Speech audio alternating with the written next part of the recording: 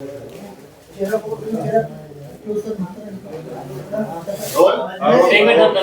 Minute तिथे अनेक वाजता उभे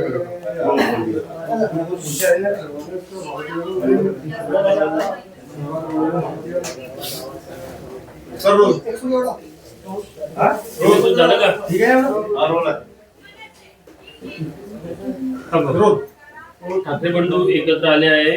भाजपला काही फटका बसेल का आणि काय वाटतं कशा प्रकारे बघते या घटनेकडे? बघा, हे दोघं जे एकत्रित आले आहे हे कोणत्या मुंबई महानगरपालिकेच्या विकासाकरता नाही आलेले आहे, तर हे भीतीपोटी एकत्र आलेले आहे.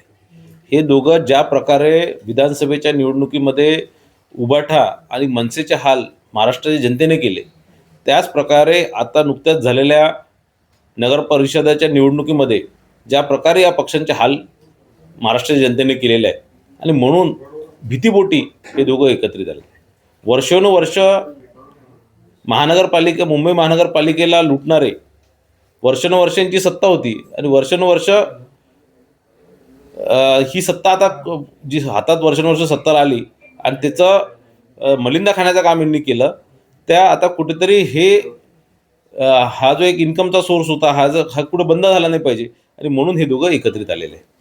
ठाकरे ब्रँड काही काम कमाल करेल का असं वाटतं का? ठाकरे ब्रँड म्हणून त्यांना प्रोजेक्ट केलं जातं दोन भावांना. बघा, ठाकरे ब्रँड हे एकच होते, ते हिंदू हृदय सम्राट स्वर्गीय बाळासाहेब ठाकरे आणि त्यानंतर उद्धव ठाकरेजींकडे किंवा राज ठाकरेंकडे लोकांचं एक सहानुभूती होती.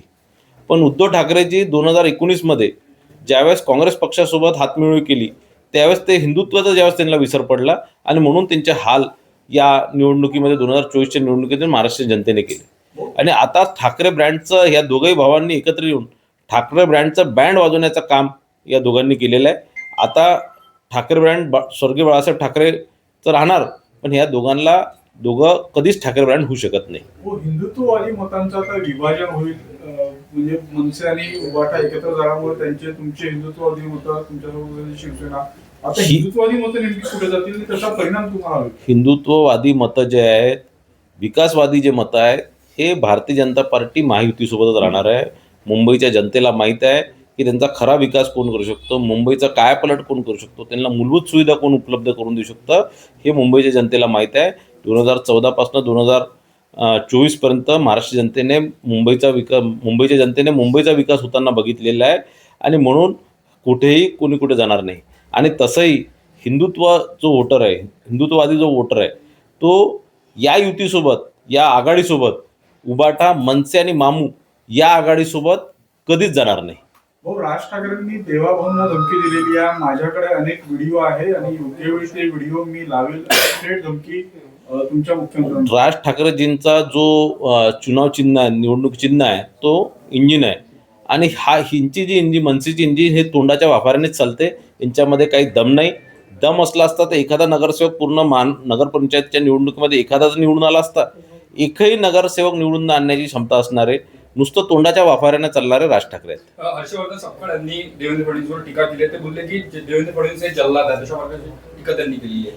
मला असं वाटतं की ज्या प्रकारे काँग्रेसचा पराभव महाराष्ट्रामध्ये झाला, ज्या प्रकारे काँग्रेसचं अस्तित्व संपण्याची वेळ आलेली आहे आणि यांच्या नेतृत्वात, सपकाळजींच्या नेतृत्वात महाराष्ट्राची काँग्रेसची पक्षाची अवगती होत आहे, तर मला असं वाटतं स्वतःची कुठेतरी वर हायकमांड पुढे, गांधी परिवारापुढे थोडीशी चापलुसी करण्याकरता हे देवेंद्रजींवर आरोप करतात. राज ठाकरे उद्धव ठाकरे सोबत गेल्याने कुठे राज ठाकरेंनी तर स्वतःच्या पायावर दगड मारून घेतला नाही असं वाटतं? मला असं वाटतं पायावरने डोक्यावर दगड मारून घेतला. कारण एक राज ठाकरेंबद्दल स्वर्गीय बाळासाहेब ठाकरे गेल्यानंतर, एक हिंदू हृदय सम्राट बाळासाहेब ठाकरे गेल्यानंतर राज ठाकरेंबद्दल एक सहानुभूती होती. उद्धव ठाकरेंनी ती गमावली होती.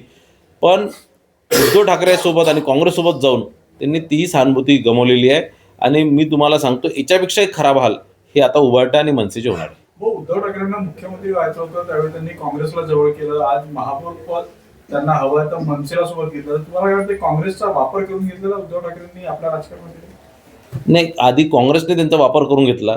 आज मला असं वाटतं उद्धव ठाकरे परत त्यांचा वापर, काँग्रेसचा वापर करण्याचा प्रयत्न करून राहिले. पण मला असं वाटत नाही की यांचा जो उद्देश आहे हा कुठेतरी चुकीचा उद्देश आहे.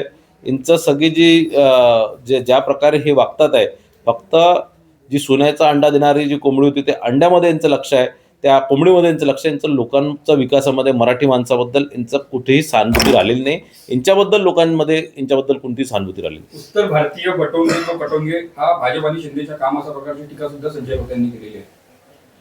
नाही, संजय राऊतजी मला असं वाटतं आता तब्येत ठीक झाली म्हणून परत त्यांनी 9 वाजताचा रेडिओ सुरू केला, पण आता कुठेतरी महिना 2 महिन्यापासून चॅनलवर घेऊ शकले नाही कोणत्याही कारणास्तव, आणि आता परत चॅनलवर येण्याकरता कुठेतरी चर्चेत राहण्याकरता या प्रकारचे स्टेटमेंट संजय राऊत करतात. ठीक आहे.